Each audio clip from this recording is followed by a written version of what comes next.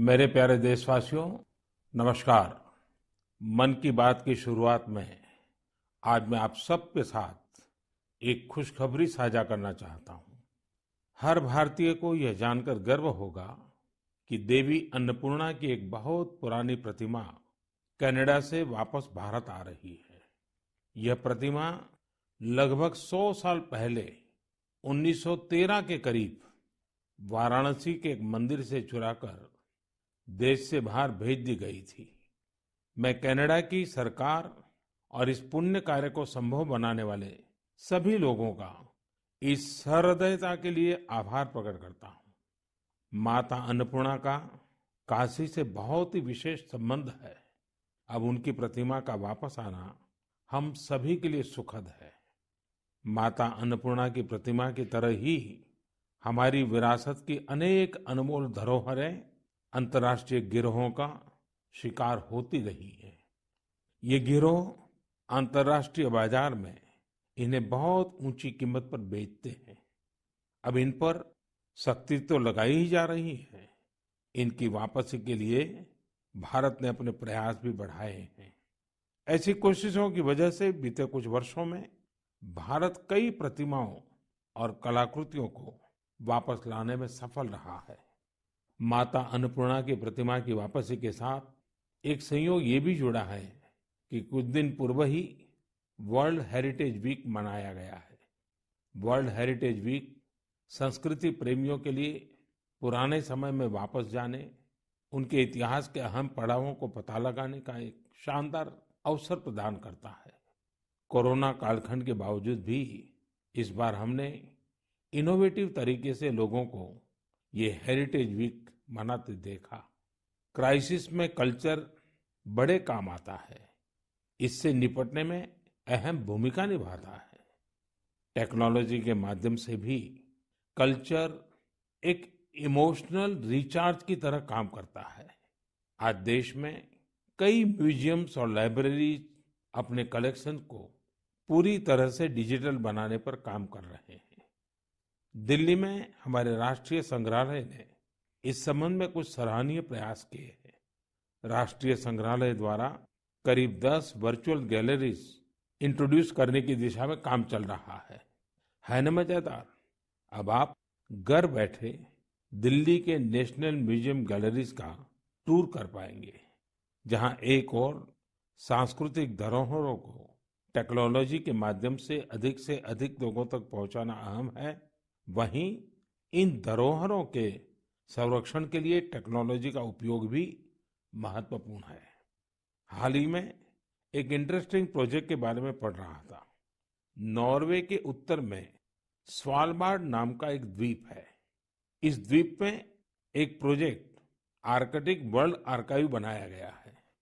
इस आर्काइव में बहुमूल्य हेरिटेज डेटा को इस तरह से रखा गया है कि ये किसी भी प्रकार के प्राकृतिक या मानव निर्मित आपदाओं से प्रभावित न हो सके। अभी हाल ही में यह भी जानकारी आई है कि अजंता गुफाओं की धरोहर को भी डिजिटाइज करके इस प्रोजेक्ट में संजोया जा रहा है। इसमें अजंता गुफाओं की पूरी झलक देखने को मिलेगी।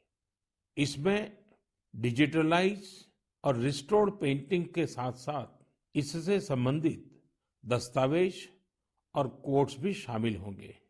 साथियों, महामारी ने एक और जहां हमारे काम करने के तौर तरीकों को बदला है, तो दूसरी ओर प्रकृति को नए ढंग से अनुभव करने का भी अवसर दिया है। प्रकृति को देखने के हमारे नजरिए में भी बदलाव आया है। अब हम सर्दियों के मौसम में कदम रख रहे हैं। हमें प्रकृति के अलग अलग रंग देखने को मिलेंगे। पिछले कुछ दिनों से इंटरनेट चेरी ब्लॉसम की वायरल तस्वीरों से भरा हुआ है।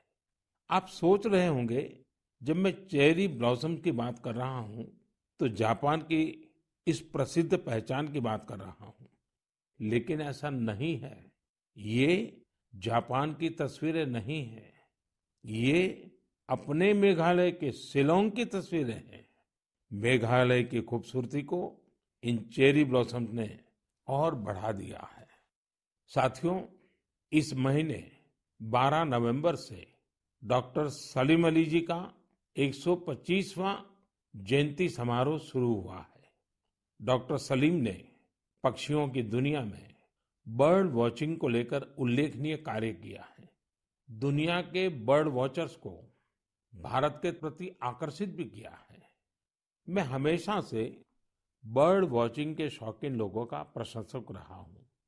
बहुत धैर्य के साथ वो घंटों तक, सुबह से शाम तक बर्ड वॉचिंग कर सकते हैं, प्रकृति के अनूठे नजारों का लुत्फ उठा सकते हैं और अपने ज्ञान को हम लोगों तक भी पहुंचाते रहते हैं। भारत में भी बहुत सी बर्ड वॉचिंग सोसाइटी सक्रिय है। आप भी जरूर इस विषय के साथ जुड़िए। मेरी भागदौड़ की जिंदगी में मुझे भी पिछले दिनों केवड़िया में पक्षियों के साथ समय बिताने का बहुत ही यादगार अवसर मिला। पक्षियों के साथ बिताया हुआ समय आपको प्रकृति से भी जोड़ेगा और पर्यावरण के लिए भी प्रेरणा देगा। मेरे प्यारे देशवासियों, भारत की संस्कृति और शास्त्र हमेशा से ही पूरी दुनिया के लिए आकर्षण के केंद्र रहे हैं। कई लोग तो इनकी खोज में भारत आए और हमेशा के लिए यहीं के होकर रह गए, तो कई लोग वापस अपने देश जाकर इस संस्कृति के संवाहक बन गए। मुझे जॉनस मसेट्टी के काम के बारे में जानने का मौका मिला, जिन्हें विश्वनाथ के नाम से भी जाना जाता है। जोनस ब्राजील में लोगों को वेदांत और गीता सिखाते हैं। वे विश्व विद्या नाम की एक संस्था चलाते हैं, जो रियो डी जेनेरो से घंटे भर की दूरी पर पेट्रोपोलिस के पहाड़ों में स्थित है। जॉनस ने मैकेनिकल इंजीनियरिंग की पढ़ाई करने के बाद स्टॉक मार्केट में अपनी कंपनी में काम किया। बाद में उनका रुझान भारतीय संस्कृति और खासकर वेदांत की तरफ हो गया। स्टॉक से लेकर के स्पिरिचुअलिटी तक वास्तव में उनकी एक लंबी यात्रा है। जॉनस ने भारत में वेदांत दर्शन का अध्ययन किया और 4 साल तक वे कोयम्बतूर के आर्ष विद्या गुरुकुलम में रहे।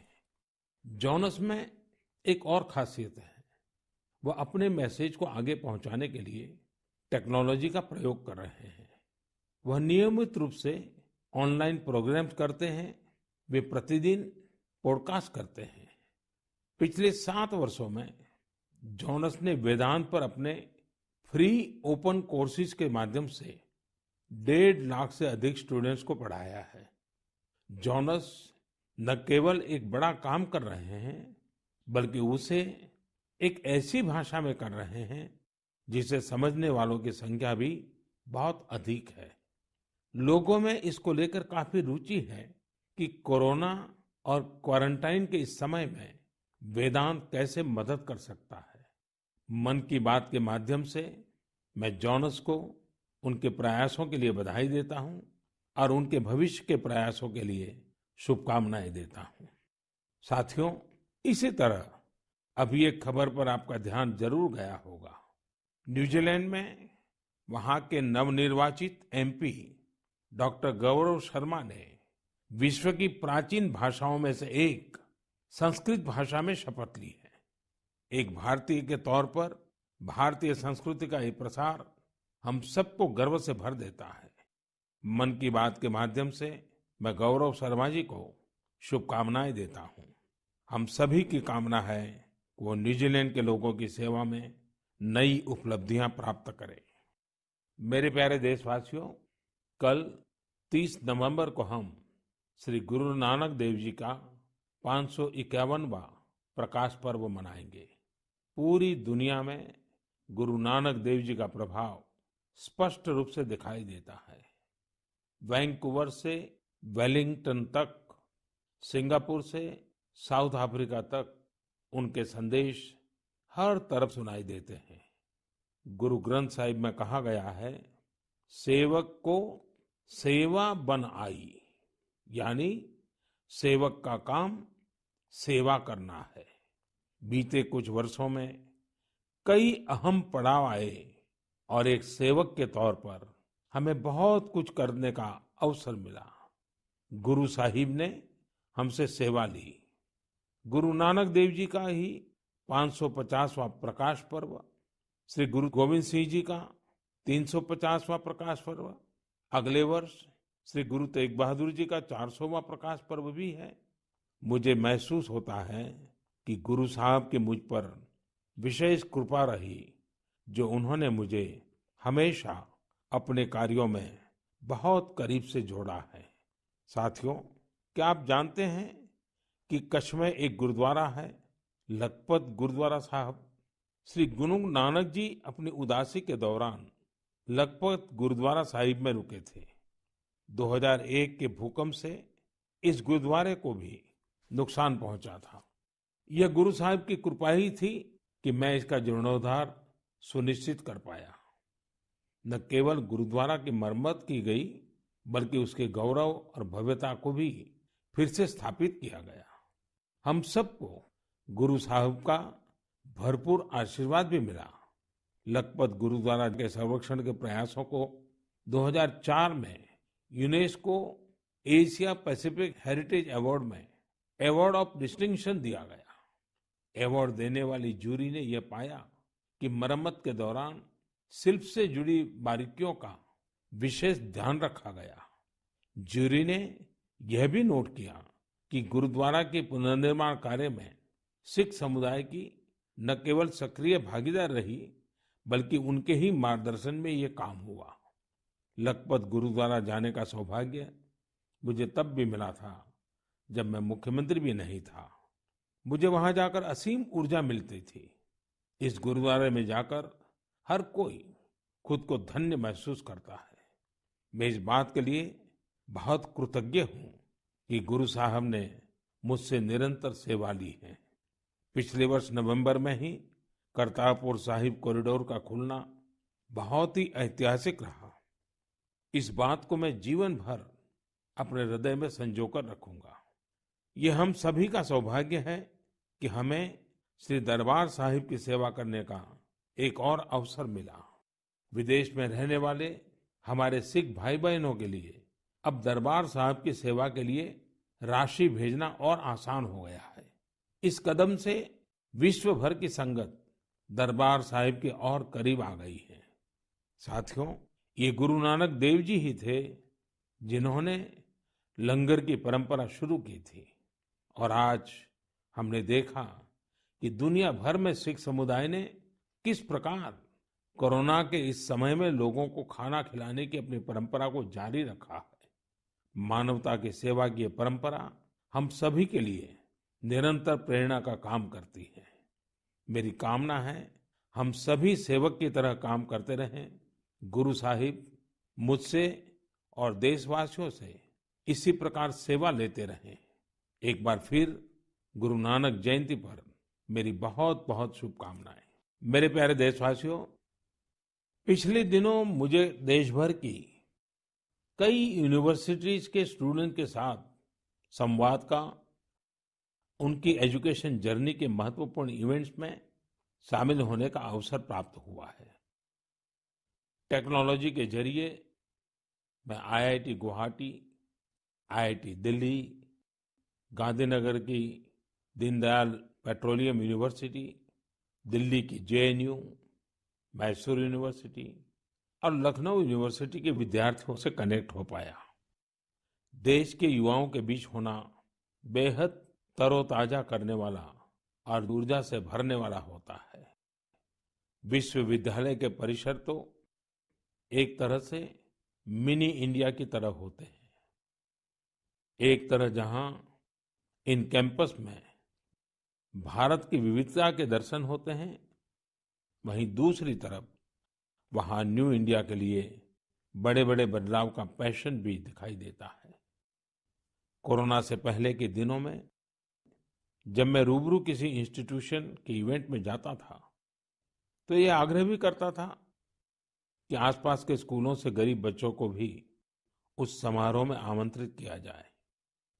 वो बच्चे उस समारोह में मेरे स्पेशल गेस्ट बनकर आते रहे हैं। एक छोटा सा बच्चा उस भव्य समारोह में किसी युवा को डॉक्टर, इंजीनियर, साइंटिस्ट बनते देखता है, किसी को मेडल लेते हुए देखता है तो उसमें नए सपने जगते हैं।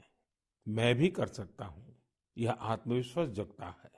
संकल्प के लिए प्रेरणा मिलती है। साथियों, इसके अलावा एक और बात जानने में मेरी हमेशा रुचि रहती है कि उस इंस्टीट्यूशन के अलुमनाई कौन है। उस संस्थान के अपने अलुमनाई से रेगुलर एंगेजमेंट की व्यवस्था है क्या? उनका अलुमनाई नेटवर्क कितना जीवंत है?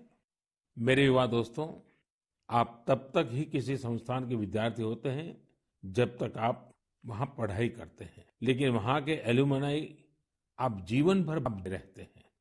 स्कूल कॉलेज से निकलने के बाद दो चीजें कभी खत्म नहीं होती हैं। एक, आपकी शिक्षा का प्रभाव, और दूसरा, आपका अपने स्कूल कॉलेज से लगाव। जब कभी एलुमनाई आपस में बात करते हैं तो स्कूल कॉलेज की उनकी यादों में किताबों और पढ़ाई से ज्यादा कैंपस में बिताया गया समय और दोस्तों के साथ गुजारे गए लम्हे होते हैं। और इन्हीं यादों में से जन्म लेता है एक भाव इंस्टीट्यूशन के लिए कुछ करने का। जहां आपके व्यक्तित्व का विकास हुआ है, वहां के विकास के लिए आप कुछ करें। इससे बड़ी खुशी और क्या हो सकती है? मैंने कुछ ऐसे प्रयासों के बारे में पढ़ा है जहां पूर्व विद्यार्थियों ने अपने पुराने संस्थानों को बढ़ चढ़ करके दिया है। आजकल अलुमनाई इसको लेकर बहुत सक्रिय है।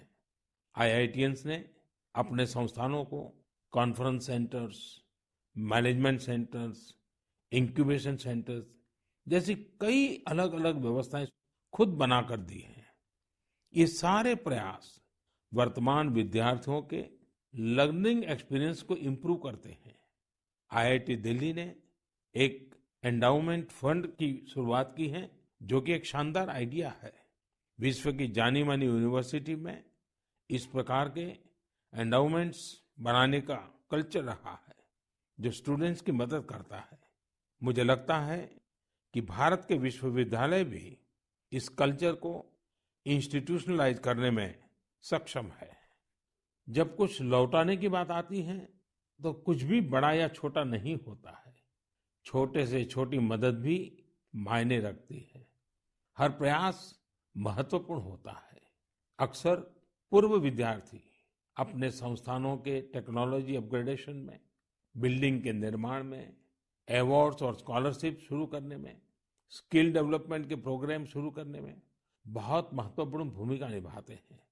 कुछ स्कूलों की ओल्ड स्टूडेंट एसोसिएशन ने मेंटरशिप प्रोग्राम शुरू किए हैं।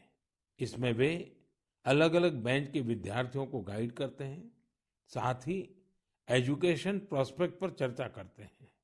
कई स्कूलों में, खासतौर से बोर्डिंग स्कूलों की एल्यूमनाई एसोसिएशन बहुत स्ट्रांग है, जो स्पोर्ट्स टूर्नामेंट और कम्युनिटी सर्विस जैसी गतिविधियों का आयोजन करते रहते हैं। मैं पूर्व विद्यार्थियों से आग्रह करना चाहूंगा कि उन्होंने जिन संस्था में पढ़ाई की है, वहां से अपनी बॉन्डिंग को और अधिक मजबूत करते रहें।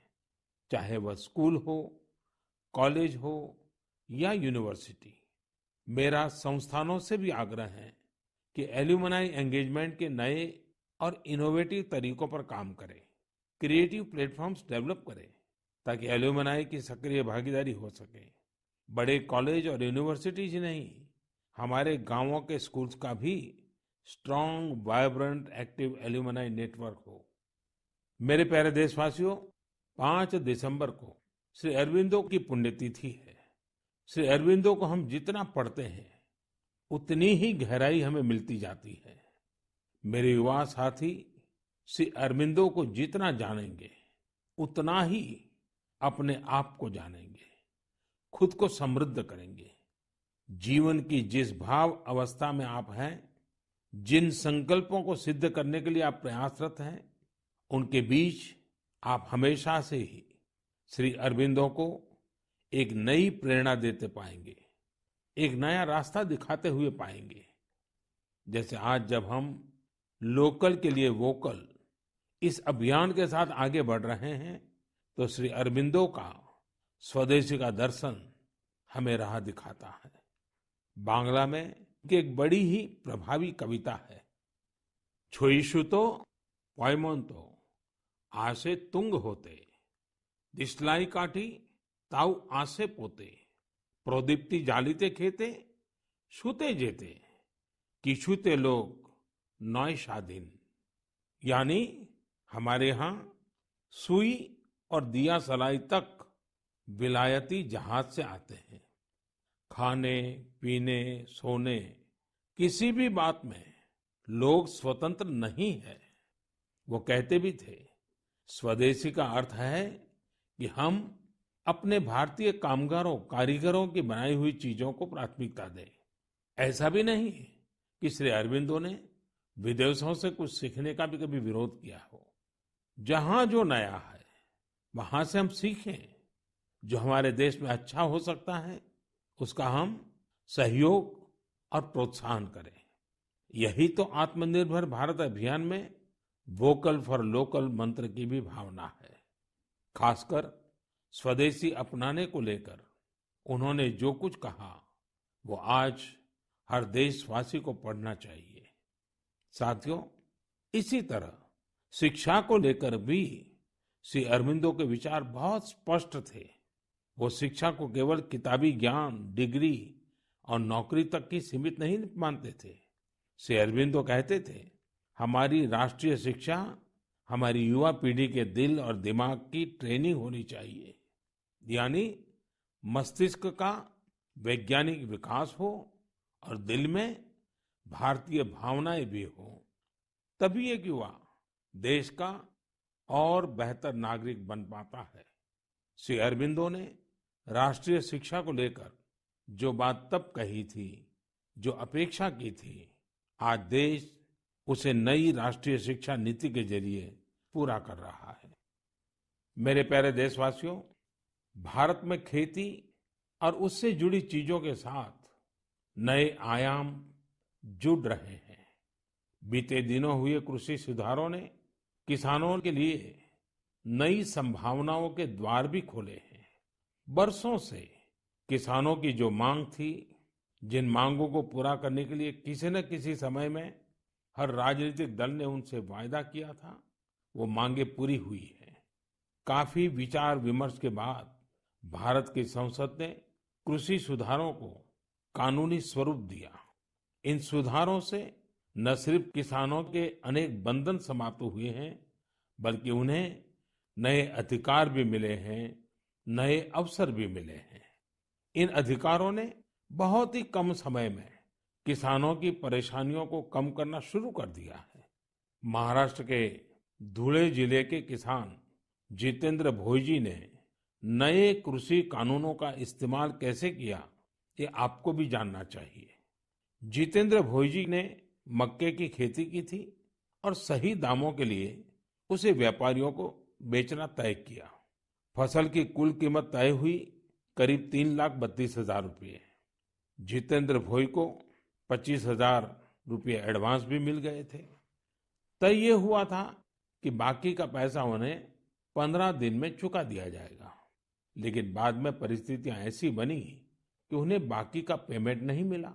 किसान से फसल खरीद लो, महीनों महीनों पेमेंट न करो। संभवतः मक्का खरीदने वाले बरसों से चली आ रही उसी परंपरा को निभा रहे थे।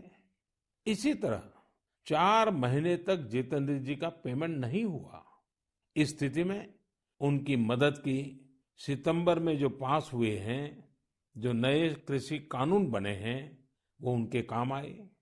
इस कानून में ये तय किया गया है कि फसल खरीदने के 3 दिन में ही किसान को पूरा पेमेंट करना पड़ता है और अगर पेमेंट नहीं होता है तो किसान शिकायत दर्ज कर सकता है। कानून में एक और बहुत बड़ी बात है। इस कानून में ये प्रावधान किया गया है कि क्षेत्र के एसडीएम को 1 महीने के भीतर ही किसान की शिकायत का निपटारा करना होगा। अब जब ऐसे कानून की ताकत हमारे किसान भाई के पास थी तो उनकी समस्या का समाधान तो होना ही था। उन्होंने शिकायत की और चंद ही दिन में उनका बकाया चुका दिया गया। यानी कि कानून की सही और पूरी जानकारी ही जितेंद्र जी की ताकत बनी। क्षेत्र कोई भी हो, हर तरह के भ्रम और अफवाहों से दूर सही जानकारी हर व्यक्ति के लिए बहुत बड़ा संबल होती है। किसानों में जागरूकता बढ़ाने का ऐसा ही एक काम कर रहे हैं राजस्थान के बारां जिले में रहने वाले मोहम्मद असलम जी। ये किसान उत्पादक संघ के सीईओ भी हैं। जी हाँ, आपने सही सुना, किसान उत्पादक संघ के सीईओ।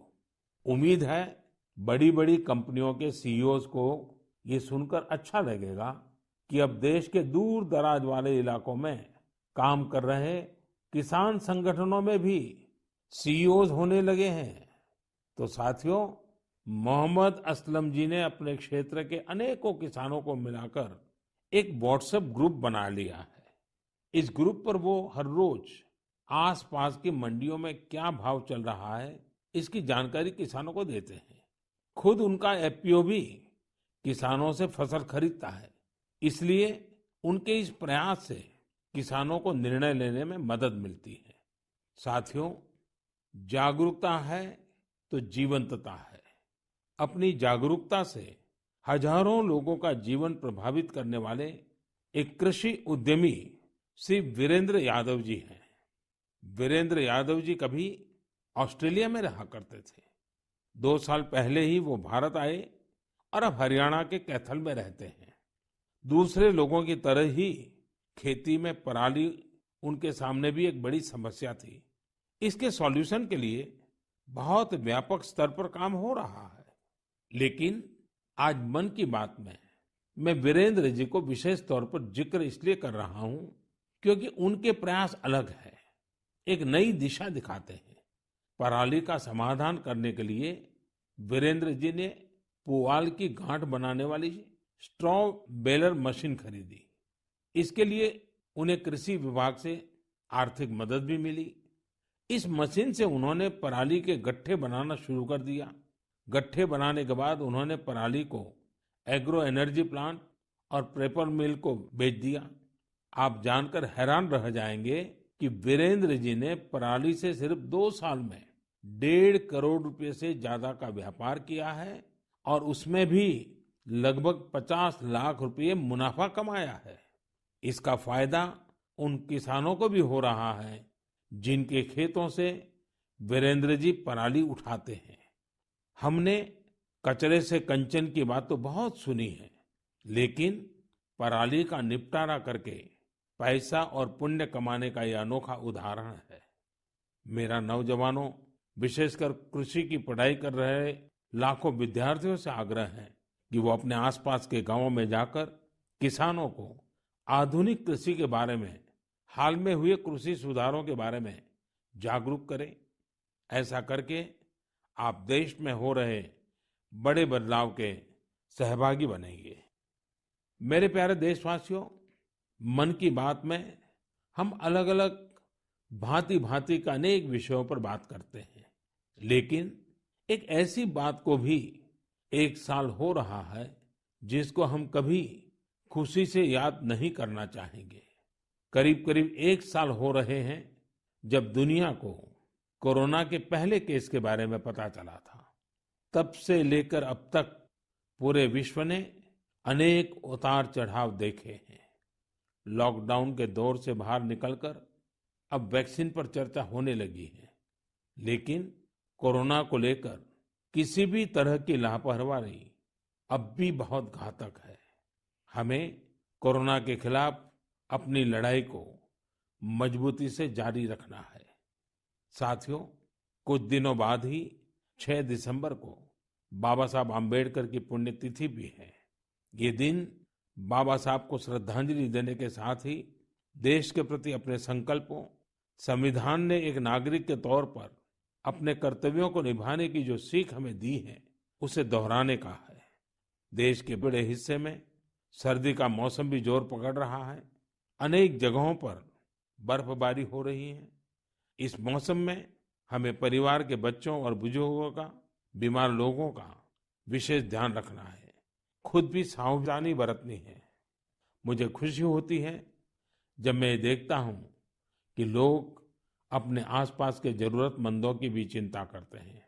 गर्म कपड़े देकर उनकी मदद करते हैं। बेसहारा जानवरों के लिए भी सर्दियां बहुत मुश्किल लेकर आती हैं। उनकी मदद के लिए भी बहुत लोग आगे आते हैं। हमारी युवा पीढ़ी इस तरह के कार्यों में बहुत बढ़ चढ़कर सक्रिय होती है। साथियों, अगली बार जब हम मन की बात में मिलेंगे तो 2020 का ये वर्ष समाप्ति की ओर होगा। नई उम्मीदें, नए विश्वास के साथ हम आगे बढ़ेंगे। आप जो भी सुझाव हो, आइडियाज हो, उन्हें मुझ तक जरूर साझा करते रहिए। आप सभी को बहुत बहुत शुभकामनाएं। आप सब स्वस्थ रहें, देश के लिए सक्रिय रहें। बहुत बहुत धन्यवाद। टीना का घर बनाने का टोटल समाधान बाजार भाव से हमारे यहाँ किफायती दाम। घर, दुकान, मकान, गोदाम बनाने के लिए टीना, प्रोफाइल सीट, रंगीन टीना, पाइप आदि सामान की नई दुकान टीना लगाने के लिए मिस्त्री भी हमारे यहाँ है उपलब्ध। महावीर स्टील, 3rd माइल, वेगा मॉल के सामने, चौधरी कंपाउंड। Contact number 9709970981। 50 से 70% कम कीमतों पर लाजवाब डिजाइन, ब्रांडेड फर्नीचर, गारंटी सहित मजबूती का वादा। मौका है यही, बना लो इरादा। Bedroom set, sofa set, dining set, outdoor या ऑफिस फर्नीचर से लेकर मॉड्यूलर किचन उपलब्ध है। कम कीमत में बेहतरीन गुणवत्ता का पूरा भरोसा। ऑर्किड बिल्डिंग, ऑपोजिट वेगा सर्कल, 2.5 माइल, सेवक road, Siliguri. International Furniture, unbeatable price. Visit a Royal Oak store today. SGMG Automobiles, a multi-brand service center, one-stop solution for all car-related issues. यहाँ लेटेस्ट टेक्नोलॉजी के साथ सभी ब्रांड की गाड़ियों की servicing होती है। 20 मिनट में ही car wash, in house automatic colour बनाने की मशीन इत्यादि। तो देर किस बात की, आज ही कॉल कर अपॉइंटमेंट बुक कीजिए 9609933000। SGMG Automobiles, BSF road, Salugara, Siliguri.